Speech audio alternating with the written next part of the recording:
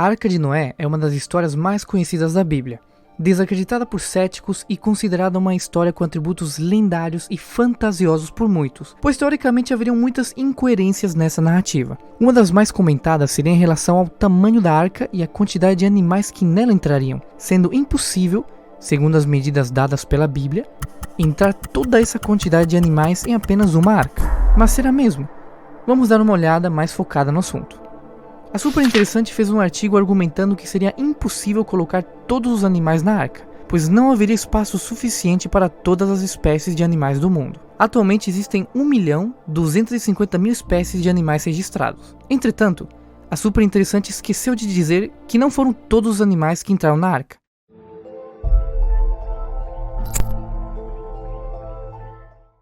No livro do Gênesis, capítulo 7, versos 14 e 15, está especificado quais animais de fato entraram na arca. Vamos então ver o que diz o texto bíblico, para depois fazer alguns cálculos.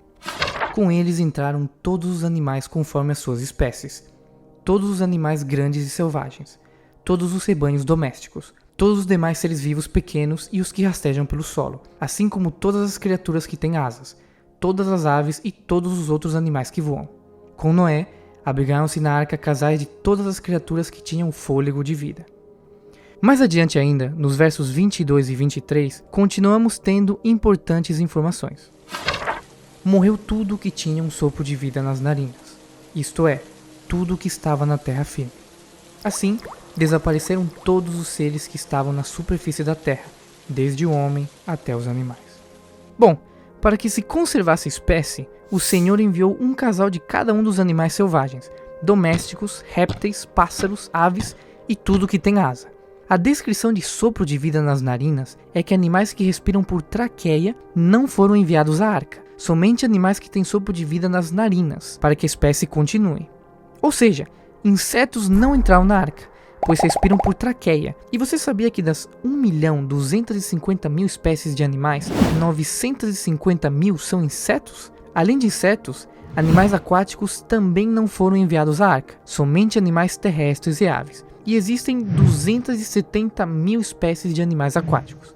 Então, das 1.250.000 espécies, precisamos subtrair 950.000, que são insetos, e 270.000, que são animais aquáticos. Assim, ficamos com 30.000 espécies de animais terrestres, mamíferos, répteis, anfíbios e as aves. Ainda assim, 30.000 espécies são um número muito grande para entrar em uma arca. Então vamos observar mais um ponto. Atualmente, a palavra espécie significa variedade, mas no hebraico antigo a palavra espécie é baramim, que significa classe, ou seja, não foi toda a variedade ou espécie de felinos, nem toda a variedade ou espécie de caninos, mas sim o tipo básico, uma classe de animal, um animal que deu origem posteriormente a toda a variedade. Pois qual é a diferença entre um leão e uma onça? Um tem mais pelo no pescoço e outro mais pintas, mas seus hábitos são iguais, pois ambos são felinos. No caso dos cachorros, sabemos que uma mesma espécie ancestral deu origem a todos os tipos de cachorros atuais. Sabemos que dos auroques veio toda a variedade de espécie de bois, do muflão, toda a variedade de espécie de ovelhas, e assim por diante. Mas então, quantos tipos básicos de aves, anfíbios, répteis e mamíferos existem? Segundo o biólogo americano Frank Lewis Mars, existem 1.000 animais tipos básicos. Ou seja, Noé não precisaria pegar as 30.000 espécies de animais, mas apenas os tipos básicos que deram origem a todas elas. 1.000.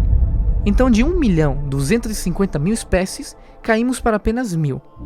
Desse modo, seguindo o que o Senhor ordenou, Noé colocou na arca 7 pares de animais puros, 7 pares de aves e 1 par de animais impuros. Isso dá um total de aproximadamente 20.000 animais, sendo 1/3 deles aves. Bom, seria então possível 20.000 animais serem abrigados na arca? Felizmente o livro do Gênesis nos detalha o tamanho da arca. Vamos ver o que a narrativa nos diz. Faça uma arca de madeira resinosa. Tu a farás de caniços e a calafetarás com betume por dentro e por fora. Exatamente deste modo a farás. Para o comprimento da arca, 300 côvados. Para sua largura, 50 côvados. Para sua altura, 30 côvados. Farás um teto para a arca e arrematarás um côvado mais alto. Farás a entrada da arca pelo lado, e farás um primeiro, um segundo e um terceiro andar. O côvado era uma medida muito usada na antiguidade. Essa medida equivale ao comprimento do antebraço de um adulto, ou seja, do cotovelo até a ponta do dedo maior. Ao longo da história, principalmente devido à diferença de estatura entre os povos, essa medida já representou valores que variam entre 43 a 56 centímetros.